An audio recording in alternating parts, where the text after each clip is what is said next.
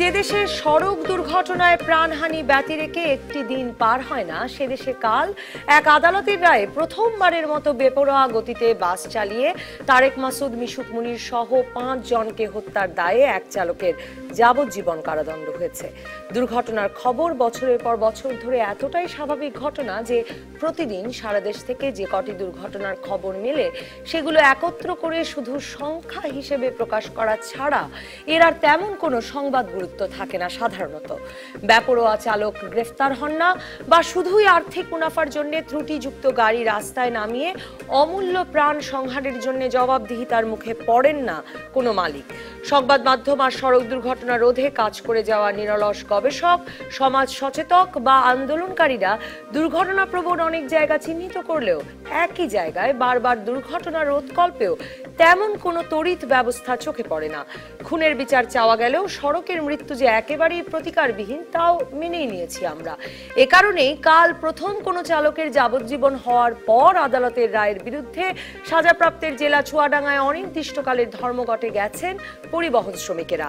এর আগে 2011 সালে ওই দুর্ঘটনা ঘটার পর যখন সড়ক দুর্ঘটনায় প্রাণহানির মামলাকে খুনের মামলা হিসেবে বিবেচনার জন্য ব্যাপক নাগরিক আন্দোলন গড়ে উঠেছিল, তখনও দেশের বিভিন্ন স্থানে পাল্টা ধর্মঘটে গিয়েছিলেন পরিবহন মালিক শ্রমিকেরা। তাহলে সড়ক দুর্ঘটনায় মৃত্যু বন্ধ নিয়ে বিশেষ বিশেষ দুর্ঘটনার পর আমরা সোচ্চার হলেও আসলে কি নীতিগত পর্যায়ে এই অযথা মৃত্যুর মিছিল বন্ধে কোনো কার্যকরী উদ্যোগ চোখে পড়ছে? আজ বৃহস্পতিবার রাজকাহনের ফোন লাইন আছে খোলা। আগামী 2 ঘন্টা রাত 11টা পর্যন্ত আপনাদের প্রশ্ন ও মতামতের উত্তর দিতে রাজকাহন স্টুডিওতে আছেন বুয়েটের সড়ক দুর্ঘটনা গবেষণা ইনস্টিটিউটের পরিচালক অধ্যাপক ডক্টর মোয়াজ্জেম হোসেন, বাংলাদেশ সড়ক পরিবহন কর্তৃপক্ষ বিআরটি এর সচিব মোহাম্মদ শওকত আলী এবং নিরাপদ সড়ক চাই আন্দোলনের প্রতিষ্ঠাতা ও চেয়ারম্যান ইলিয়াস কাঞ্চন। স্বাগত আপনাদের 3 জনকেই। ইলিয়াস কাঞ্চন, আপনাকে দিয়ে শুরু করি। মানে আমি যদি বলি যে একটা দীর্ঘ সময় ধরে, প্রায় বোধহয় 1.5 দশক হবে, 24 বছর, মানে এই একটা দীর্ঘ সময় ধরে আপনি সড়ক দুর্ঘটনার ব্যাপারে বোধহয় একমাত্র যিনি ক্রমাগত এবং একই গুরুত্ব দিয়ে কনসিস্টেন্টলি কথা বলে গেছেন। সংবাদ মাধ্যমে আমরা কখনো গুরুত্ব দিই, কখনো দিই না, ভুলে যাই। আপনি বলে যাচ্ছেন কি লাভ হলো 24 বছরে? 24 বছরে লাভ যেটা হয়েছে, কিছু যে হয়নি তা না। যেমন আমাদের দেশে কনসেপ্টটাই যেটা ছিল সড়ক দুর্ঘটনাকে এটা মানে আল্লাহ প্রদত্ত একটি ঘটনা মনে করত। এটা যে শুধু পরিবহন শ্রমিক কিংবা মালিকরা মনে করতো তা না, আমাদের দেশের প্রথিতযশা যারা জ্ঞানী গুণী, যারা এমনকি রাজনীতিবিদ যারা, তারাও এটাকে মনে করতো যে এটা মানে দুর্ঘটনা, এটা আবার নিয়ে কিসের আন্দোলন, এটা তো কোনো আন্দোলন হতে পারে না। উনি কি আল্লাহর বিরুদ্ধে, মানে এটা আল্লাহ ঘটাচ্ছেন, আল্লাহর মাল আল্লাহ নিয়ে যাচ্ছেন, এরকম বহু বক্তব্য রাজনীতিবিদরাও দিয়েছেন। তো সেই জায়গা থেকে আজকে কিন্তু বাংলাদেশের মানুষগুলো মনে করতে পারছে যে না, এটা আল্লাহ ঘটান না, এটা কারো না কারো ভুলের কারণে, কারো না কারো আইনকে অবহেলা করার জন্য এবং দক্ষতা না থাকার জন্য, রাস্তায় চলার নিয়ম নীতি না জানা না মানার জন্য যেটি হচ্ছে, এই জায়গাটা অন্তত আমরা নিয়ে আসতে পেরেছি। বিরাট পরিবর্তনের কথা বলছেন। অবশ্যই এটা একটা বড় ব্যাপার। আর যে জিনিসগুলো আমরা 24 বছরে আমরা যে সাজেশনগুলো দিয়েছি, সেই সাজেশনগুলো সরকাররা যদি এটিকে আন্তরিকতার সঙ্গে, আমি যেভাবে লেগে আছি, তারা যদি আন্তরিকতার সঙ্গে যদি আমাদের সাজেশনগুলোকে যদি নিয়ে কাজ করতো যদি, এবং এখানে দেখেন এখনো পর্যন্ত কিন্তু এই যে দুর্ঘটনা রোধের জন্য কোনো কিন্তু আপনার অর্থ বরাদ্দ কিন্তু নাই, অথচ আমাদের কোনো বাজেট নাই। এবং এখানে আমি যা কাজ করেছি সেটা কিন্তু আমার শ্রম, আমারই অর্থ এবং আমার সঙ্গে যারা যুক্ত, যারা সদস্য, তাদেরই চাঁদা দিয়ে কিন্তু মানে অ্যাটিটিউডের পরিবর্তন, মনোভাবের পরিবর্তনটা দেখছেন কোথায়? মানে আমি যেটা শুরুতেও বলছিলাম, আমার তো মনে হয় এরকমই ব্যাপারটা যে সড়ক দুর্ঘটনায় যদি কাল মারা যায় তাহলে ব্যাপারটা এমন হবে যে মানে আসলে কোনো বিচার নাই, আসলে কোনোই নাই, মানে দুর্ঘটনা শুধু সেটা না, বিচারের যে জায়গা, পরবর্তী দুর্ঘটনা রোধেও তেমন কোনো পদক্ষেপ নাই। এটাই কি এখনো ঘটনাটা না? কিছু কাজ করেছিলেন আমাদের মাননীয় মন্ত্রী, বিশেষ করে আমি বলবো বাদল কাদের সাহেব, উনি কিন্তু কিছু কাজ করার চেষ্টা করেছিলেন, কিন্তু উনি কিন্তু আপনারা দেখেছেন উনি নিজেই কিন্তু মিডিয়ার সামনে বলেছে যে আমি অপারগ, আমি পারি নাই করতে।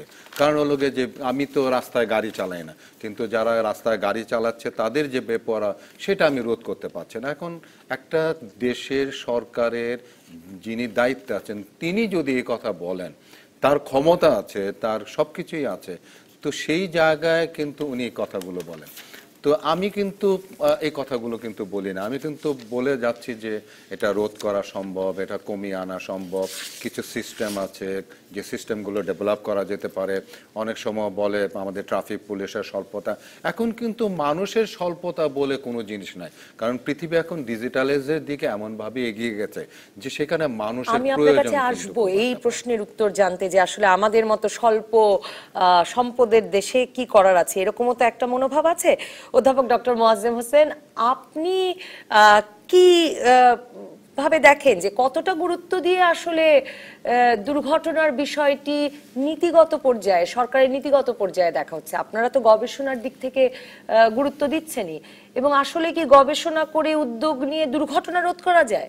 মানে অবশ্যই রোধ করা বলতে একেবারে টোটালি আপনি জিরো করে ফেলতে পারবেন না, সেটা হয়তো বাস্তবে অসম্ভব, কিন্তু অনেকাংশে কমানো সম্ভব। লাইক আমাদেরই এখন যে ধরনের অ্যাক্সিডেন্ট রেট, সেটা বিশ্বের সবচেয়ে কম যে অ্যাক্সিডেন্ট রেট তার চেয়ে প্রায় 10-12 গুণের মতো।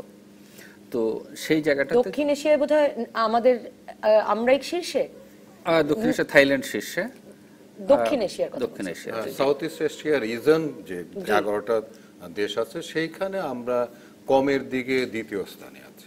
আচ্ছা, আর বাড়তির দিকে সবচেয়ে বেশি এখন থাইল্যান্ড আছে আমাদের, আচ্ছা। মানে এই এশিয়া রিজনের মধ্যে। জি জি। তো আমি যে কথাটা বলতে চাচ্ছিলাম যে এটা একটা কিন্তু সায়েন্স অ্যান্ড ইঞ্জিনিয়ারিং, এই যে অ্যাক্সিডেন্ট বা যেটাকে আমরা এখন বলি যে ক্র্যাশ রিডাকশন এবং ক্র্যাশ রিলেটেড ডেথ এবং ডিসেবিলিটি রিডাকশন। তো জিনিসটা হলো যে এটা কিন্তু বাংলাদেশ কিন্তু অর্থনৈতিক বাস্তবতায় কিন্তু এখন খুব ছোট একটা ইকোনমি কিন্তু নয়। এখানে আমাদের পার ক্যাপিটা ইনকাম কম হলেও যেহেতু আমাদের প্রায় 17 কোটি লোক, সেই সব মিলিয়ে কিন্তু এটা একটা বিশাল ইকোনমি, এবং সেই বিশাল ইকোনমির যে নিরাপত্তার যে চাহিদা, সেটার কিন্তু অর্থনৈতিক যে আপনার যে ভলিউম, সেটা কিন্তু যথেষ্ট সাইজেবল। কিন্তু আনফর্চুনেটলি আমরা বেশ অনেক ডিকেড ধরে এই যে পুরো পরিবহন সেক্টরের যে একটা নিয়মতান্ত্রিক যে ডেভেলপমেন্ট হওয়ার জন্য যে ধরনের একটা ফ্রেমওয়ার্ক, যে ধরনের একটা অ্যারেঞ্জমেন্ট দরকার, সেই জিনিসটা করতে কিন্তু আমরা টোটালি ব্যর্থ হয়েছি। যেমন প্রথমত আমাদের গাড়ি চালানোর জন্য আমাদের যে ড্রাইভারদের যে একটা আপনার যে প্রাতিষ্ঠানিক যে একটা শিক্ষার যে ব্যবস্থা করা, এবং প্রাতিষ্ঠানিক শিক্ষার পরে তাদের যে একটা অথেন্টিক ওয়েতে লাইসেন্স পাওয়ার যে একটা ব্যবস্থা করা, এই জায়গাটাতে কিন্তু আমরা একেবারেই বলতে পারি যে আমরা ফেল করেছি আমি বলবো। এবং এটা থেকে বেরিয়ে এসেছে কিন্তু আমাদের একটা উশৃঙ্খল বা আইন না মানার সংস্কৃতি সম্পন্ন একটা ড্রাইভিং পপুলেশন বেরিয়ে এসছে। এখন নিয়ম হলো আপনি সুশৃঙ্খল সুশিক্ষিত ড্রাইভার পপুলেশনকে আপনার যে ট্রান্সপোর্টেশন যে হাইওয়ে ইন্ডাস্ট্রি সেখানে ছাড়বেন, সেটা পারলাম না আমি। আবার আজকে আমি এক জায়গায় পড়ছিলাম যে বাণিজ্যিকভাবে যেসব পরিবহন চলবে সেগুলোতে নাকি 2 জন করে ড্রাইভার এক একটি গাড়িতে থাকবার কথা, আমাদের একজনই লাইসেন্সধারী নাই। এক্স্যাক্টলি। তো তাইলে আমি দেখেন, প্রথমত আমি সুশিক্ষিত প্রশিক্ষিত ড্রাইভারকে আমি ইন্ডাস্ট্রিতে আনতে পারলাম না, সে ব্যর্থতা রয়ে গেল। এখন গ্লোবালি সুশিক্ষিত প্রশিক্ষিত ড্রাইভারকে আনার পরেও তাদেরকে আবার একটা মনিটরিং এর আওতায় রাখা হয়, বোথ ডিজিটালি এবং বোথ ম্যানুয়ালি। এখন ওইটাও করতে পারলাম না, আবার তাদেরকে যে আমি রোডে ছেড়ে দিলাম, আমি কিন্তু ওই যে আল্লাহর ওয়াস্তে ছেড়ে দিলাম।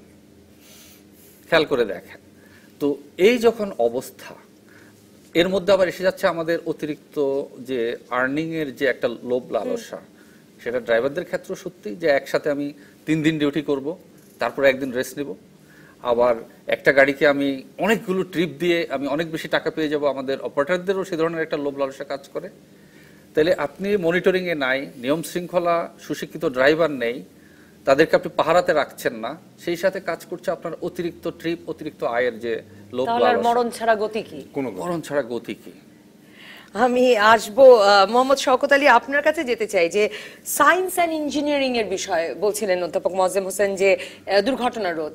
আমি যদি বলি সায়েন্স, ইঞ্জিনিয়ারিং এবং ম্যানেজমেন্ট, এই তিনটিও যদি বলি যে এই তিনটির দিকে আমি দেখছিলাম যে মাঝে মাঝে কিছু রাস্তার বাঁক সোজা করা আর ভ্রাম্যমাণ আদালতের কিছু পরিদর্শন ব্যবস্থা বা বিশেষ অভিযান চালানো ছাড়া আসলে সড়ক পরিবহন কর্তৃপক্ষের তেমন কোনো কাজ নেই বলে সবাই দাবি করছেন বা অভিযোগ করছেন। আপনি কি বলবেন?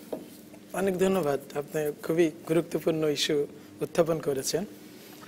আসলে শুধু সড়ক পরিবহন, সড়ক দুর্ঘটনা এই সমস্ত বিষয় এত বেশি আলোচনা হয়েছে যে আমরা অনেক কিছু জানি, কিন্তু আবার অনেক কিছু আমরা জানিও না। তো সড়ক পরিবহন কর্তৃপক্ষের কাজ হলো সড়ক ব্যবস্থাপনা করা, যে সমস্ত যানবাহন রাস্তাঘাটে চলাচল করে তাদেরকে রেজিস্ট্রেশন দেওয়া, তাদের ফিটনেস দেওয়া, আবার চারটা মন্ত্রণালয় বোধহয় পুরো নিরাপত্তার দায়িত্বে সড়ক, এর সাথে আবার যারা ড্রাইভিং করেন বা ড্রাইভার তাদেরকে ড্রাইভিং লাইসেন্স দেওয়া বা তাদের ইস্যু করা, এগুলো হলো আমাদের ফিটনেসও আমরা দিয়ে থাকি, খুবই ক্রুশিয়াল দায়িত্বগুলো আমরা পালন করি। তা আমরা আমাদের দায়িত্ব যে আইনের বলে পালন করি সেটা হলো মোটর ভেহিকেল অর্ডিন্যান্স 1983 এই ধারা অনুযায়ী। তো আজকে যে প্রশ্নটা উত্থাপন করেছেন বা আজকে যে রায়টা হয়েছে, গতকালকে যে রায়টা হয়েছে, সেখানে আপনি দেখেন এতদিন পর্যন্ত বিশেষজ্ঞরা যে কথাটা বলেছে আদালতের রায়ে সেটাই প্রমাণিত হয়েছে। আমরা বলেছি যে সড়ক দুর্ঘটনার মূল কারণ অনেকগুলি, তার মধ্যে আমরা তিনটি কারণকে চিহ্নিত করেছি বিভিন্ন বিশেষজ্ঞর মতামত অনুযায়ী। একটা হলো ওভার স্পিড, আর হলো ওভারটেকিং। যে মানিকগঞ্জে যে দুর্ঘটনাটা ঘটেছে আপনি দেখেন সেখানে অবজারভেশন রায়ে বলা আছে যে এটা ওভার স্পিড ছিল, অর্থাৎ 80 কিলোমিটার বেশি ছিল। আরেকটা ছিল ওইখানে ওভারটেকিং করার কথা না, কারণ ওখানে বাঁক ছিল, বৃষ্টি ছিল সেই দিন।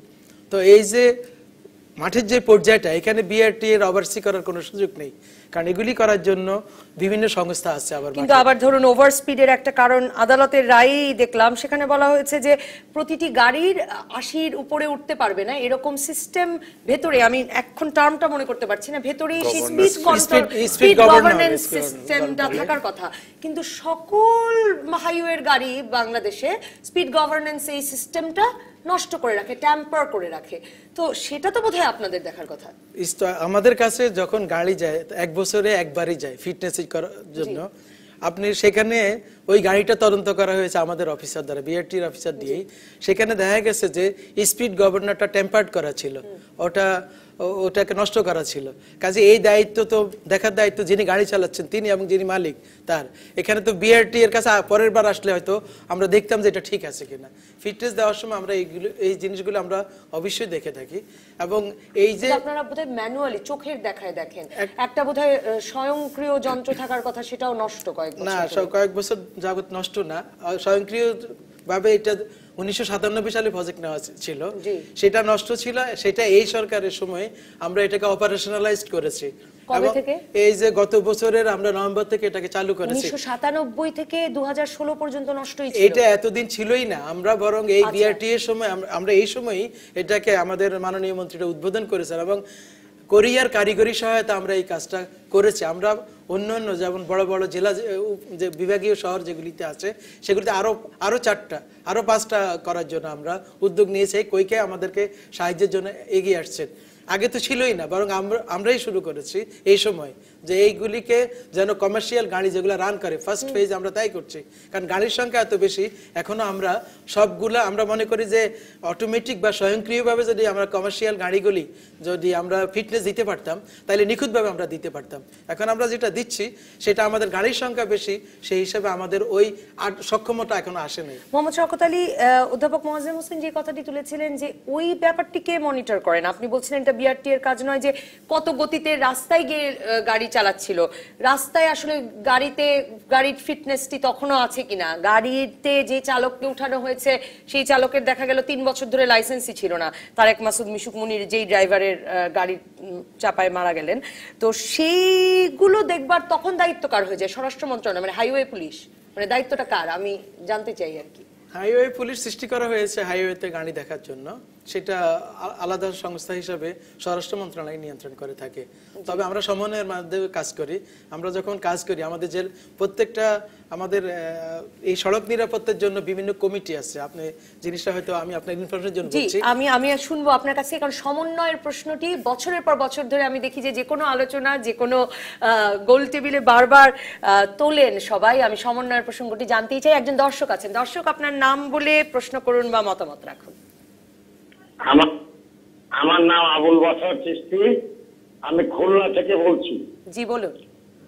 জি, আমি বিআরটি এর যিনি সেক্রেটারি সাহেব আছেন ওনার কাছে জানতে চাই যে বিভিন্ন জায়গায়, বিশেষ করে আমাদের খুলনাতে যে বিআরটি আছে, এই বিআরটি অফিসে দালাল দিয়ে ভরা, এবং দালালদের মাধ্যমে যত রকমের লাইসেন্স হয়, শ্রমিক সংগঠনের নেতারা দালালি করে, ওখানকার স্থানীয় লোকজন দালালি করে, এবং এই বিষয়ে এগুলো দেখেও না দেখার ভান করে সাধারণ মানুষ হয়রানির শিকার হয়। এক, দুই নম্বর হচ্ছে কোন গাড়ি ওনারা সরজমিনে তো দেখেনি না, 1 বছর পরে যখন যায় স্পিড গভর্নর ওনারা দেখেন না কখনোই, ওনাদের দেখার কোনো সিস্টেমই নাই। তারপরে ওনারা ওইভাবে ফিটনেস দিয়ে দেন প্রত্যেকটা গাড়িকে। 20 বছরের পুরোনো গাড়িকে ওনারা ফিটনেস দিয়ে দিচ্ছেন। এবং ইভেন এমনও আছে যে ইঞ্জিন টেম্পারিং করা, ইঞ্জিনের চ্যাসিস নাম্বার নাই, ইঞ্জিন নাম্বার নাই, টেম্পারিং করা, তারপরে ওনারা ওইটাকে ফিটনেস দিয়ে দিচ্ছেন। এটা সারা বাংলাদেশে এটা হচ্ছে, নট অনলি ফর খুলনা, সারা বাংলাদেশে। অসংখ্য ধন্যবাদ চিশতি সাহেব ফোন করবার জন্য। মোহাম্মদ শওকত আলী, ধন্যবাদ আপনাকে এই জনস্বার্থের প্রশ্ন করার জন্য।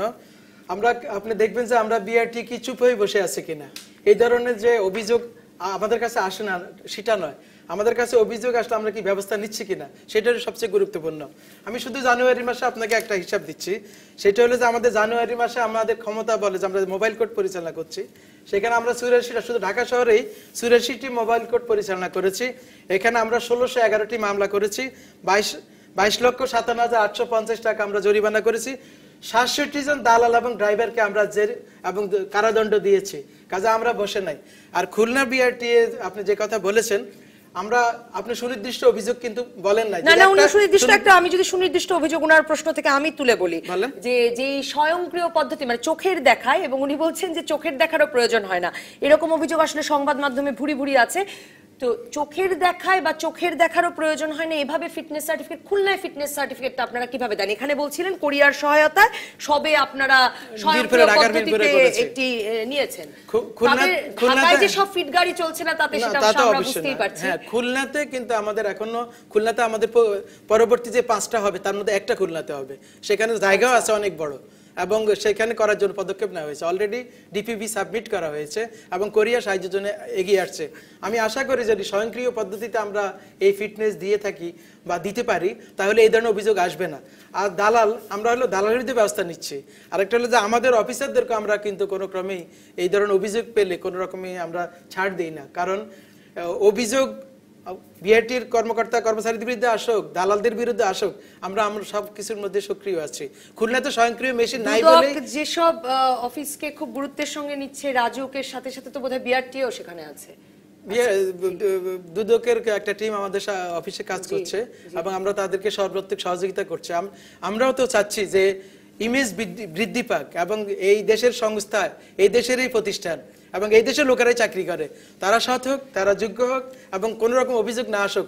এটাকে শূন্য পর্যায়ে নিয়ে আসার জন্য আমাদের বর্তমান যে ম্যানেজমেন্ট আছে, যে টিম আছে, বর্তমান চেয়ারম্যানের নেতৃত্বে আমরা এটা কাজ করে যাচ্ছি। একটা বিরতি নেব, বিরতির পর ইলিয়াস কাঞ্চন আমি আপনার কাছে জানতে চাইবো যে সমন্বয়ের কি অবস্থা, এবং যোগ্য লোকে যোগ্য পদ্ধতিতে আসলে লাইসেন্স, ফিটনেস সার্টিফিকেট কোনো সনদি দিচ্ছেন কিনা, যে আপনি এখনো 24 বছর ধরে আশা করছেন যে সড়ক দুর্ঘটনা কমে আসবে। একটা বিরতির পর দর্শক রাজধানী ইলিয়াস কাঞ্চন, কয়েকটি মন্ত্রণালয় আসলে বাংলাদেশের সড়ক ব্যবস্থাপনা, সড়ক নিরাপত্তা নিশ্চিতকরণের কাজ করে। বারবার আপনারা যে কোনো সময় এই সড়ক দুর্ঘটনা নিয়ন্ত্রণের উপায়, কমিয়ে আনবার উপায় নিয়ে আলোচনার সময় সমন্বয়ের কথা বলেন। আসলে কোনো সমন্বয় আছে? আমি সমন্বয়ের আগে দিয়ে আমি আমার ভাইয়ের কয়েকটা কথার আমি একটু জবাব দিতে চাই। যে খুলনা থেকে একজন ওনাকে প্রশ্ন করেছিল, বলেছিল, অভিযোগ করেছিল যে ফিটনেস চোখে দেখা। উনি কিন্তু প্রথমে বললেন যে না, সেটি হচ্ছে না। তারপর আপনি যখন প্রশ্ন করলেন তখন কিন্তু বলেন যে হ্যাঁ, ওখানে এখনো মেশিন লাগানো হয়নি। মেশিন লাগবে, প্রজেক্ট হাতে নিয়েছে। তো প্রজেক্ট হাতে নেওয়ার পর তারপরে ওটা প্রজেক্ট পাস হবে, সেখানে লাগবে, তখন কিন্তু প্রপারলি সেখানে ফিটনেসটা হবে। তার মানে উনি যে কমপ্লেনটা করেছেন সেটা সত্যি ঘটনা। আরেকটি জিনিস যেটি হলো যে আপনি নিজেই উত্থাপন করেছেন যে ড্রাইভারের মিশুক মনির এবং আমাদের তারেক মাসুদকে যে মেরেছে যে চালক, তার কিন্তু 3 বছর ধরে ড্রাইভিং লাইসেন্স নেই। তো 3 বছর ধরে ড্রাইভিং লাইসেন্স নাই, হ্যাঁ, এবং প্রতিদিনই সে গাড়ি চালাচ্ছে, প্রতিদিন 3 বছর প্রতিদিন গাড়ি চালাচ্ছে, অথচ কারো কাছে এটা ধরা পড়লো না। কখন ধরা পড়লো? যখন মানুষ মেরেছে, এবং এরকম হাই প্রোফাইলের মানুষ যখন মেরেছে তখন সেটা ধরা পড়েছে যে তার ড্রাইভিং লাইসেন্স নাই। এবং আদালতে যখন চাওয়া হলো তখন একটা ফেক দেওয়া হলো যে আমি আবেদন করেছিলাম, কিন্তু দেখা গেল যে সেটাও ফেক। তো এই যদি অবস্থা হয় তাহলে আপনি মনে করেন যে কিভাবে এখন সমন্বয়ের কথা যেটি বলছেন, আমি যেটি একদম নির্দিষ্ট করে কিছু কথা আমি বলেছিলাম, সেটি ছিল এরকম যে সড়ক দুর্ঘটনাটা আসলে এমন একটা বিষয় হয়ে দাঁড়িয়েছে যে মানে আপনার পৃথিবীর অন্যান্য জায়গায় যুদ্ধেও কিন্তু এত মানুষ মারা যাচ্ছে না। প্রতি বছর আমাদের এখানে যত মানুষ আপনার মারা যাচ্ছে এই সড়ক দুর্ঘটনা, এবং আমাদের জিডিপিও 2% মতো লস হচ্ছে। সেই জায়গায় আমি দেখেছি যে সড়ক দুর্ঘটনা রিলেটেড আরো অনেকগুলো মন্ত্রণালয় আছে, যেমন আইনকে প্রয়োগ করার জন্য একটা মন্ত্রণালয় আছে, স্বরাষ্ট্র মন্ত্রণালয় আছে। আইনের ডিফিসিয়েন্সি যেখানে আছে, যে আইন নাই, আমাদের নতুন আইন তৈরি করতে হবে, সেখানে আমার আইন মন্ত্রণালয়ের প্রয়োজন আছে। তারপরে শ্রমিকদের কিছু রাইটসের বিষয় আছে, নিয়োগের ব্যাপার আছে, কত ঘন্টা কাজ করবে, সেই সমস্ত বিষয়গুলো আছে, সেইগুলো দেখভাল করার জন্য শ্রম মন্ত্রণালয়ের বিষয় আছে। তারপরে আপনার একটা দুর্ঘটনা যদি ঘটেই যায় তাহলে তাকে যে মানে তাৎক্ষণিকভাবে তার চিকিৎসা দেওয়ার যে ম্যানেজমেন্টের যে বিষয়টি, সেটি স্বাস্থ্য মন্ত্রণালয়, রাইট, স্বাস্থ্য মন্ত্রণালয়। এবং আপনার সড়ক কিন্তু শুধু যে রোডস এন্ড হাইওয়ে সড়ক তৈরি করে তা না, কিন্তু আমাদের এলজিইডি করে কিন্তু সড়ক, এবং তাদের সড়ক কিন্তু রোডস এন্ড হাইওয়ের চেয়ে অনেক বেশি সড়ক কিন্তু তাদের কিন্তু, এবং সেখানেও দুর্ঘটনা ঘটছে। তো তাদেরকেও আমি বলেছিলাম যে এই সংস্থাগুলোকে, এবং অর্থ যদি আপনি না দেন তাহলে তো কোনো কাজ আপনি করতে পারবেন না, তাহলে অর্থ মন্ত্রণালয়কেও এখানে থাকতে হবে।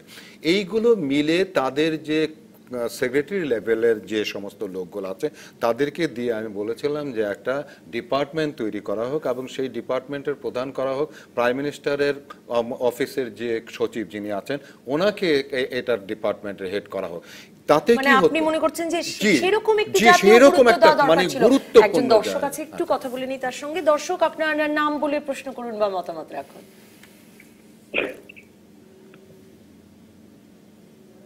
দর্শক আছেন আপনি? হ্যালো, আচ্ছা, জি বলুন। আমার নাম আমি গুলশান থেকে, আমি একজন ড্রাইভার। আপনি গুলশান থেকে বলছিলেন? জি জি বলুন। আপনাদের এই যে কি এখানেও দেখতে দুর্ঘটনা কি করে কমানো যায়, তো আমি একজন ড্রাইভার হিসেবে রিকোয়েস্ট করবো আর কি, অনুরোধ করবো। আমার ওই এত অভিজ্ঞতা থেকে দুটা কথা বলবো। একটা হচ্ছে যে বিষয়টা হচ্ছে যে কিছু কিছু কোম্পানিতে আছে যে ডাবল ডিউটি, মানে ডাবল ডিউটি করতে হয়। জাস্ট এক্সাম্পল দিতে গেলে বাজার থেকে ঢাকায় আসার পরেও আমার এখানে বাজার সদাই করতে হচ্ছে, বস ম্যাডামদের দিকে নিয়ে দৌড়াইতে হচ্ছে। তখন কিন্তু আমি একটা ক্রেজি মাইন্ডসেট ছিল। তখনকার সময় আমার গাড়িতে লাগিয়ে কিন্তু কেউ, তো আমার কাছে এটা নাতি বলতে যে ওর পা ভাই সবুজ, আপনার লাইনটি খুব পরিষ্কার নয়। আপনি ডাবল ডিউটি করতে হয় মালিকদের চাপে, সেটা বুঝতে পেরেছি। আর কি আপনি কি গাড়ি চালান এখন? এখন কি ব্যক্তিগত গাড়ি চালান নাকি কমার্শিয়াল গাড়ি? না, আমি ব্যক্তিগত গাড়ি চালাই। আরেকটা বিষয় হচ্ছে যে ওই ইয়াগুলো রেগুলার যে গাড়ি তো আছে, খুব আনারি ড্রাইভাররা চালায়, মানে এরা ড্রাইভারই না, এরা ড্রাইভারও না, হেল্পারও না, লোকগুলাই চালায়। অসংখ্য ধন্যবাদ সবুজ আপনাকে ফোন করবার জন্য। মানে তিনি বলছেন যে ডাবল ডিউটি করতে হয়, ডাবল ডিউটি না থাকলে পরে এই যে ড্রাইভারই বাজার করছেন, সদাই করছেন, সবই করছেন, এগুলোই বোধহয় বলছিলেন। আর তারপরে বলছিলেন যে আবার এই এছাড়াও যে সংকটটি আছে সেটির কথাও বলছিলেন, আপনি বলছিলেন সমন্বয়ের কথা। জি, তো যে কারণে আমি এটা এত গুরুত্বপূর্ণ একটা বিষয়, দেখেন আমাদের দেশে একটা দুর্ঘটনা ঘটলে পরে আপনার গিয়ে সেখানে একটা মানুষের একটা জায়গা নেই, নিজস্ব একটা জায়গা নেই যেখানে সে অন্তত ফোন করে বলবে যে আমি দুর্ঘটনা পতিত হয়েছি, কিংবা কেউ ফোন করে বললো যে ওই জায়গায় একটা দুর্ঘটনা ঘটেছে এবং গাড়িটা উল্টে আছে, মানুষগুলো তার নিচে চাপা পড়েছে, তাকে উদ্ধার করার জন্য এই যে মেসেজটা দেওয়ার মতো আমাদের দেশে এখনো পর্যন্ত 45 বছর হয়ে গেছে দেশ স্বাধীন, এই জায়গাটুকু পর্যন্ত তৈরি হয়নি।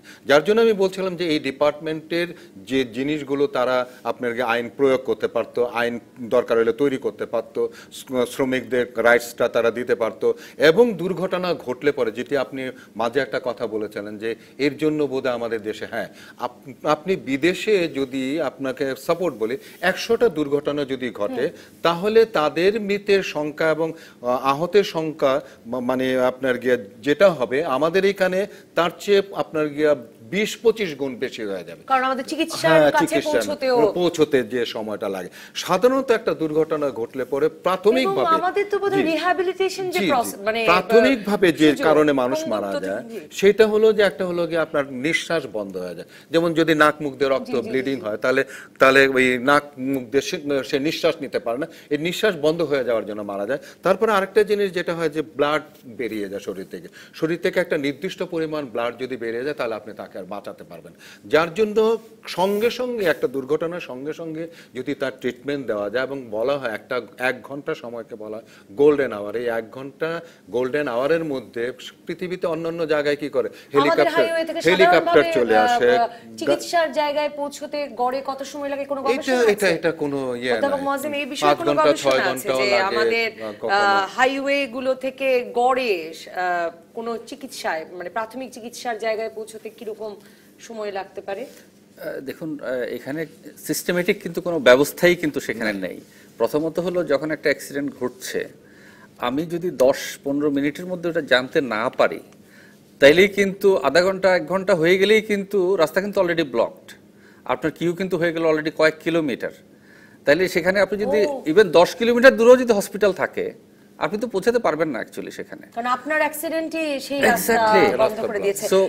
আপনি যে ইঞ্জিনিয়ারিং এর কথা বলে শুরু করেছিলেন যে সায়েন্স অ্যান্ড ইঞ্জিনিয়ারিং এর ব্যাপার দুর্ঘটনা কমিয়ে আনা, আমরা তো এখনো দেখছি যে আসলে ম্যানেজমেন্ট লেভেলে ভীষণ ভাবে একটা অব্যবস্থা, মানে ব্যবস্থাপনাটাই ভীষণ মানে গোলমেলে এবং ব্যবস্থাপনাটাই ঠিক করা যাচ্ছে না, সেটা লাইসেন্স প্রদানের ক্ষেত্রেই হোক, হাইওয়ের দিকে মনিটর করবার ক্ষেত্রেই হোক। তো সেখানে প্রযুক্তি এবং বিজ্ঞান ব্যবহার তো অনেক দূরের ব্যাপার, সেই প্রত্যাশা আপনারা কি করে করেন? দেখুন, ম্যানেজমেন্ট ইটসেলফ কিন্তু একটা সায়েন্স। সো এই যে এই ম্যানেজমেন্ট সায়েন্স এবং ইঞ্জিনিয়ারিং সায়েন্স এবং ইঞ্জিনিয়ারিং অ্যাপ্লিকেশন, এটার সমন্বয়ের মধ্য দিয়েই কিন্তু আপনাকে এই সার্ভিসটা ডেলিভারি করতে হবে। এবং এটা কিন্তু এই যে নিরাপত্তার বিষয়টা কিন্তু একটা সার্ভিস, এবং সচরাচর এমনিতেই কিন্তু ডেভেলপিং কান্ট্রি সার্ভিসে একটু দুর্বল থাকে, কারণ সার্ভিস মানে হলো কিন্তু আপনি একটা বিল্ডিং বানিয়ে ফেলা না, একটা গাড়ি কিনে ফেলা না, এটা হলো আপনাকে কাজ করে একটা বিশেষ সেবা তৈরি করতে হবে, এবং সেখানে কিন্তু লোকবল, দক্ষতা এবং রিয়েল কাজের প্রয়োজন। তো এই ধরনের একটা জিনিস করার জন্য আপনার কিন্তু সত্যিকারের একটা ফ্রেমওয়ার্ক থাকা দরকার, এবং সেই ফ্রেমওয়ার্কটা আমাদের এখানে টোটালি অনুপস্থিত এই মুহূর্তে। লাইক যে বিষয়গুলো আমরা এই মুহূর্তে সমস্যা হিসেবে চিহ্নিত করছিলাম, এই যে আমাদের ড্রাইভারদের লাইসেন্স নাই, আছে কি নাই, সেটা কিভাবে আমরা দেখব? বা সবুজ সাহেব যে প্রশ্নটি করছেন যে ড্রাইভার কি ডাবল ডিউটি করতে হচ্ছে কিনা, তার ডাবল ডিউটি করছে কিনা, ওই ড্রাইভারও কিন্তু এই অভিযুক্ত ড্রাইভারও কিন্তু, তারপরে সে যে এই রাত বিরাতে 24/7 বিভিন্ন সময়ে দেশের প্রত্যন্ত অঞ্চলের হাইওয়েতে ওভারটেক করছে কিনা, বেপরোয়া গতিতে গাড়ি চালাচ্ছে কিনা, সে ট্রাফিক সাইন সিম্বল ইত্যাদি দেখে গাড়ি চালাচ্ছে কিনা, এগুলো দেখার কিন্তু আমাদের কিন্তু এফেক্টিভ কোনো মেকানিজম কিন্তু এখন পর্যন্ত আমরা ডেভেলপ করিনি। তাহলে কি করতে হবে? সেটা করতে হবে। আমার একজন ড্রাইভার ঠিকমতো ড্রাইভ করছে কিনা তাকে দেখার জন্য এই যুগে আমাদের ডিজিটাল আইয়ের ব্যবস্থা আছে কিন্তু, লাইক আমাদের ইভেন আপনার অন্ধকারে বৃষ্টিতে দেখা যায় এরকম টেকনোলজি যেটাকে বলা হয় রাডার বেসড এনফোর্সমেন্ট ক্যামেরা, সে কিন্তু আপনার যে কোনো পরিস্থিতিতে রাস্তার উপরে যখন এই ধরনের ক্যামেরা ইনস্টলেশন থাকে, সে কিন্তু ড্রাইভারের স্পিডটাকে সেন্স করতে পারে, অন্ধকারেও পারে, বৃষ্টিতেও পারে। তাইলে কিন্তু আপনি সেন্ট্রাল একটা অপারেশন কন্ট্রোল রুম থেকে বসেই আপনার কম্পিউটারে কিন্তু অটোমেটিক্যালি জেনে আমরা এত যাচ্ছে। রাজস্ব বাড়াতে চাইছি দেশের, মানে সেদিক থেকেও খুব লাভজনক হবে। মানে বিদেশে তো আপনি কোন একেবারে বিরান জায়গায়ও যদি স্পিড বাড়িয়ে থাকেন, Exactly. আপনাকে সেই মানে জরিমানা দিতেই হবে।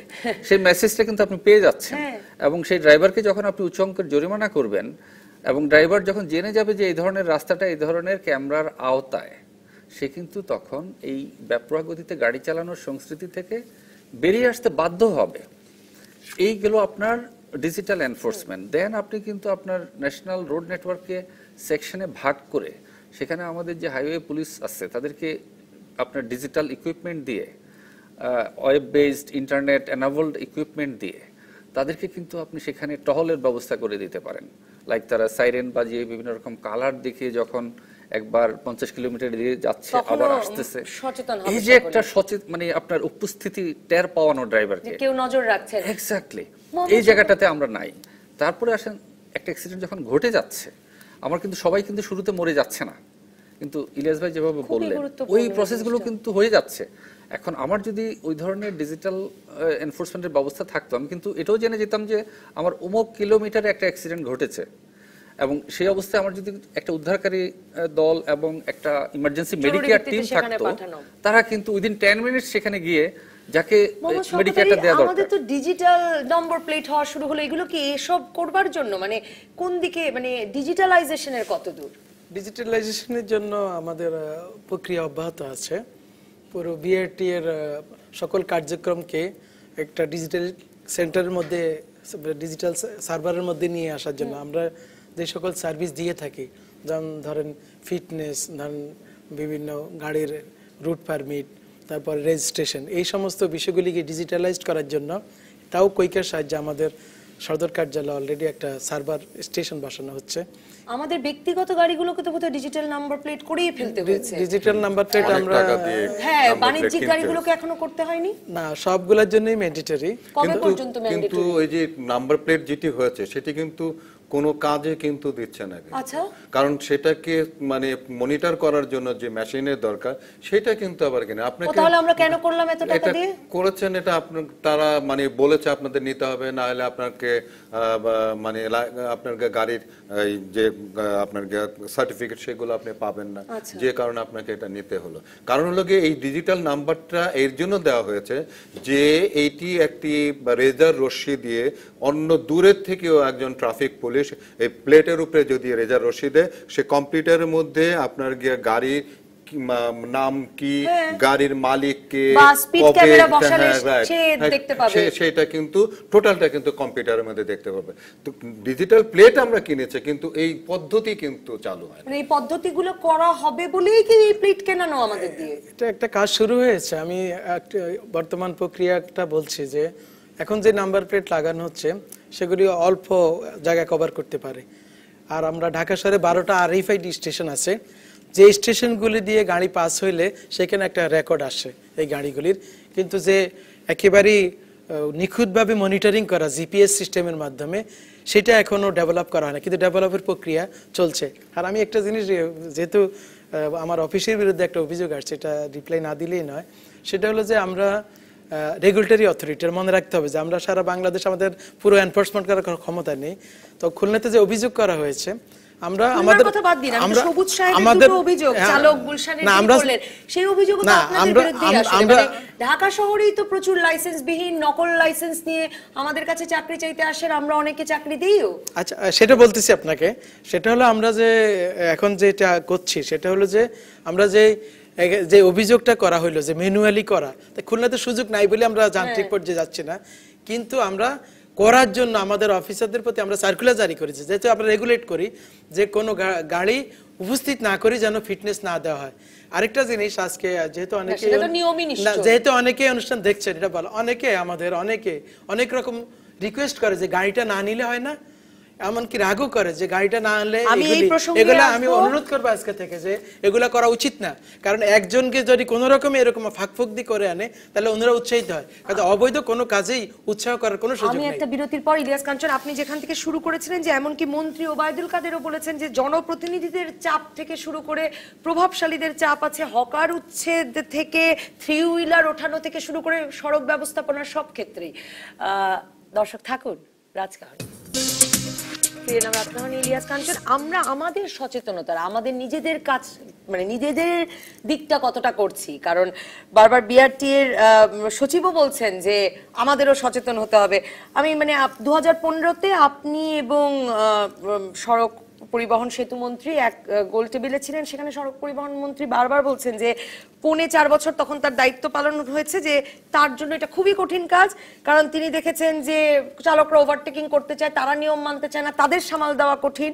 থ্রি হুইলার মহাসড়ক থেকে ওঠাতে গেলে জনপ্রতিনিধিরা এসে পর্যন্ত তাতে বাগড়া দেয়, হকারদেরকে মানে বাজার উচ্ছেদ করতে চাইলে সেখানকার প্রভাবশালী লোকরা এসে বাগড়া দেয়, মানে ভীষণ কঠিন তো কাজটা। কঠিন কাজ মানে কি, যার জন্যই কিন্তু আপনি হয়তো দেখে থাকবেন যে আমি বহু জায়গায় একটি কথা বলছি যে রাজনীতিকভাবে যতক্ষণ পর্যন্ত এই ইস্যুটাকে রাজনৈতিক ইস্যু হিসাবে মানে গ্রহণ না করবে ততক্ষণ পর্যন্ত কিন্তু মানে এইগুলোকে সামাল দেওয়া যাবে না, মানে যতক্ষণ জনপ্রতিনিধি বা রাজনৈতিক ক্ষমতাশালী ভাববেন না যে তিনিও করতে পারে। এবং দেখেন আমি এরকম ভাবে পর্যন্ত বলি যে একজন জনপ্রতিনিধি আমাদের মনে করেন মেম্বার, চেয়ারম্যান, এমপি, ওনারা কিন্তু দেশে যাচ্ছেন, ওনারা কিন্তু দেখবেন যে অর্থ বিলাচ্ছেন কিংবা রাস্তা তৈরি করছেন, অমুক করছেন, তমুক করছেন, কিন্তু ওনার এলাকার যে রাস্তাটার উপরে গরু ছাগল বাঁধতেছে, ধান পাট শুকাইতেছে, সেইখানে কিন্তু কখনোই ওই এলাকার মানুষগুলোকে ডেকে কিন্তু উনি বলছেন না যে এই রাস্তা দিয়ে মানে উপরে এই সমস্ত জিনিসগুলো শুকানো ঠিক না, এটা দিয়ে গাড়ি চলবে এবং এইগুলো শুকালে গেলে অ্যাক্সিডেন্ট হবে। আপনি একজন জনপ্রতিনিধিকে আমাকে দেখাতে পারবেন যাচ্ছেন কিন্তু উনি যাচ্ছেন কিন্তু উনি কখনো এই কাজটি কিন্তু করেন না। তো আজকে আমাদের যে জনপ্রতিনিধিরা তারা যদি এই দায়িত্ব নিত, আসলে সড়ক দুর্ঘটনাটা কেন জানি না আমরা অন্তর থেকে এটাকে মানে ওইভাবে আমরা করছি না। পাশাপাশি দেখবেন আপনি যে আমাদের যারা মানে সব মানে সরকারের উপরে আমরা অনেক সময় অনেকগুলো দোষ চাপাই, কিন্তু আপনি বিরোধী দলের যারা রাজনীতি করে তারা দেখবেন যে অনেক ইস্যু নিয়ে কিন্তু সরকারকে বিব্রত করার চেষ্টা করে, কিন্তু কখনো কি দেখেছেন যে এই যে এতগুলো মানুষ কেন মারা গেল সেটা নিয়ে কোনো বিরোধী দলরা কোনো ডেমনস্ট্রেশন করতে, তারা কোনো আন্দোলনে নামতে কিংবা এই ব্যাপারে উদ্যোগী হওয়ার জন্য? আন্দোলন করাও তো খুব কঠিন, মানে আন্দোলন করলে এই যে ধরুন পরিবহন মালিক শ্রমিকরা ধর্মঘটে চলে যান, তাদের সঙ্গে গিয়ে কোনো মন্ত্রীও যোগ দেন। যদি পরিবহন এইখানে একটা বিষয় হলো যে এই যে বেপরোয়া ভাবে যে আপনি এর আগে বলছিলেন যে রাস্তার মধ্যে চালকরা বেপরোয়া কেন, বেপরোয়ার পিছনে কারণটা হলো যে পরিবহন শ্রমিকরা কিছু জিনিস জানে, যেটা হলো যে সরকার এবং বিরোধী দল এরা কখনো এক হবে না এবং এরা মিলে কখনো আইনকে তৈরি করবে না, তো কাজে আমরা আন্দোলন করতে পারবো এবং এরা সবসময় জানে যে আমাকে কখনো ধরে রাখতে পারবে না, এদেশে যে আইন আছে সেই আইন দিয়ে আমাকে কিছুই করতে পারবে না। এবং আপনি এই তো মিশক মনির এবং আমাদের তারেক মাসুদকে যিনি যে চালক মেরেছিল উনি কিন্তু একটা কথা বলছিল যে দিল্লি মানুষ মরে, তো মিশক মনির আর তারেক মাসুদ উচ্চ আদালতে কি হবে তা নিয়ে তাদের পরিবার আবার এই ধরনের শব্দ কিন্তু সে মানে ব্যবহার করে, তো কি হয়েছে প্রতিদিনই তো লোক মরতেছে। তো এই যে তাদের মধ্যে তাদের মস্তিষ্কের মধ্যে এই ভাবগুলি কিন্তু মানে চলে এসেছে। অধ্যাপক ডক্টর মোয়াজ্জেম হোসেন, আমরা যদি শেষ করি, আমাদের শেষও করতে হবে, অধ্যাপক ডক্টর মোয়াজ্জেম হোসেন শেষে যে এখনই আপনি মনে করেন অগ্রাধিকার ভিত্তিতে কোন দিকগুলোতে মনোযোগ দেওয়া উচিত? অসংখ্যবার নিশ্চয়ই বলেছেন, আবার যদি বলেন। না, আমরা ক্লিয়ার কাট বলেছি, আমাদের প্রথমত আমাদেরকে এফেক্টিভ এনফোর্সমেন্টে যেতে হবে। আমাদের যে হাইওয়েগুলোতে স্পিডিং এর সুযোগ আছে সেগুলোতে এফেক্টিভ এনফোর্সমেন্ট বলতে আমরা বুঝাচ্ছি টেকনোলজি বেসড, যেটা 24/7 আন্ডার অল ওয়েদার কন্ডিশন এবং রিমোট এরিয়াতেও যেটা কাজ করবে এবং যেটা আমার রেকর্ডেড থাকবে। সো সেখানে কাউকে শাস্তি দেওয়ার জন্য আমাকে দীর্ঘমেয়াদী আইনি প্রক্রিয়াতে যাওয়ার দরকার নেই। I will show him just photo, this is your registration plate, তুমি এই ওভার স্পিডিং করেছো এত তারিখ এত সময়ে, আর আমাকে আর আমাদের মতো স্বল্প সম্পদের দেশে এটা মানে কিভাবে সম্ভব? আমি শুরুতেই একটা কথা বলেছিলাম, বাংলাদেশ কিন্তু পৃথিবীর এখন একটা দরিদ্র ইকোনমি নয়। আপনার 17 কোটি লোক এবং আমাদের যে লোয়ার মিডল ইনকাম কান্ট্রি হিসেবেও আমাদের যে একটা আপনার টোটাল যে ইকোনমির যে ভলিউম, এমনকি প্রাইভেট সেক্টরের মাধ্যমেও কিন্তু এই কাজগুলো কিন্তু করানো সেই বাস্তবতায় কিন্তু এই ডিজিটাল প্রযুক্তি আমাদের আওতার মধ্যে। সো সেখানে আমাদেরকে যেতে হবে। অন রোড এনফোর্সমেন্ট, যেটা আমাদের হাইওয়ে পুলিশ আছে 3000, মোস্টলি আমার কাছে মনে হয়েছে যে ওনারা এফেক্টিভ ভাবে করতে পারছেন না, বিকজ অফ ওই যে ওনাদেরকে যে লজিস্টিক সাপোর্ট এবং যে একটা জবাবদিহিতার আওতায় সেভাবে ওনারা আসেননি। সেটা করতে হবে। অন রোড আপনার রিকভারি অ্যান্ড ইমার্জেন্সি মেডিকেয়ার, সেটা আমাদেরকে ব্যবস্থা করতে হবে, এবং চালকদের প্রশিক্ষণ জরুরি ভিত্তিতে আমাদেরকে ড্রাইভার পপুলেশনকে শিক্ষিত করে তুলতে হবে। মোহাম্মদ শওকত আলী, আপনারা সবচেয়ে প্রায়োরিটি দিয়ে অগ্রাধিকার ভিত্তিতে কি করছেন? আমরা সড়ক দুর্ঘটনা আমরা এই সড়ক দুর্ঘটনা রোধের জন্য আমরা ড্রাইভিং লাইসেন্সকে নিখুঁত করার জন্য চেষ্টা আছি। আমরা যে প্রফেশনাল যারা লাইসেন্স হোল্ডার তাদেরকে এখন যখনই লাইসেন্সের জন্য আসে আমরা পরীক্ষা সিস্টেমটাকে নিখুঁত করার জন্য করছি। আর আমরা যখন তারা এটা রিনিউয়ালের জন্য আসে তাদের জন্য আমরা এই প্রশিক্ষণটাকে খুবই জোর দিয়েছি, এবং প্রশিক্ষণের মাধ্যমে স্বল্প সময় হলেও একটা প্রশিক্ষণের মাধ্যমে আমরা তাদেরকে লাইসেন্স এখন রিনিউয়াল করি, লাইসেন্স ইস্যু করে থাকি। তো আরেকটা জিনিস আমরা যেটা করছি সেটা হলো আমরা জনসাধারণকে সচেতন করছি। কারণ আপনি দেখেন 170 মিলিয়ন যদি পিপল হয় আমাদের, আমরা সবাই কিন্তু স্টেক হোল্ডার রোড ট্রান্সপোর্টের সাথে, কেউ যাত্রী হিসাবে, কেউ চালক হিসাবে, কেউ মালিক হিসাবে। আপনি দেখেন আমরা কোনো না কোনোভাবেই যুক্ত হয়ে যাচ্ছি। কাজে আমরা সচেতনতার উপর জোর দিচ্ছি। আমরা বিভিন্ন ক্যাম্পেইন করছি আমাদের মন্ত্রণালয় থেকে। মাননীয় মন্ত্রী আপনি দেখেন প্রায় মাসে, প্রায় সপ্তাহে ওনার নেতৃত্বে, আমাদের মন্ত্রণালয় সচিবের নেতৃত্বে, ইভেন আমাদের বিআরটি এর অ্যাজ এ টিম আমরা আমাদের চেয়ারম্যানদের কাজ করে যাচ্ছি, এবং আমরা এটা অব্যাহত রাখছি। মানুষকে সচেতনতার উপর আমরা জোর দিচ্ছি। অসংখ্য ধন্যবাদ মোহাম্মদ শওকত আলী, ইলিয়াস কাঞ্চন এবং অধ্যাপক ডক্টর মোয়াজ্জেম হোসেন। ধন্যবাদ দর্শক যারা সঙ্গে ছিলেন আমাদের এবং ফোন করেছেন। রাজকাহনের পরবর্তী পর্বে আমরা আলোচনা করব সড়কে বিশৃঙ্খলা ও যানজট এই বিষয়ে। সাথে থাকবেন বুয়েটের অধ্যাপক ডক্টর শামসুল হক, ডিএমপি ট্রাফিকের যুগ্ম কমিশনার মফিজউদ্দিন আহমেদ এবং বাংলাদেশ বাস ট্রাক ওনার্স অ্যাসোসিয়েশনের যুগ্ম সাধারণ সম্পাদক অ্যাডভোকেট খাজা গোলাম মুর্শিদ মিন্টু। সঙ্গে থাকবেন আপনিও, ফোন করুন।